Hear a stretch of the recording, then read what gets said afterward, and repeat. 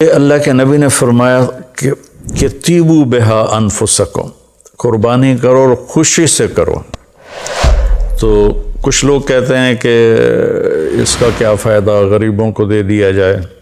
تو ہمیں تو اپنے نبی سے لینا ہے درس اور سبق۔ آپ کے زمانے میں تو بہت غربت تھی، تو 100 اونٹ کتنے ہزاروں درم کے بنتے ہوں گے، وہ آپ غریبوں میں بانٹ دیتے۔ تو یہ اس طرح تقابل نہیں کرنا چاہیے، یہ بہت بڑی نادانی کی بات ہے۔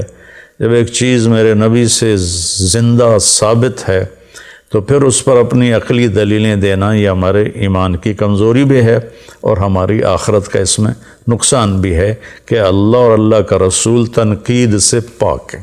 باقی مجھ پہ تنقید کریں، کسی اور پہ تنقید کریں، وہ جائز ہے۔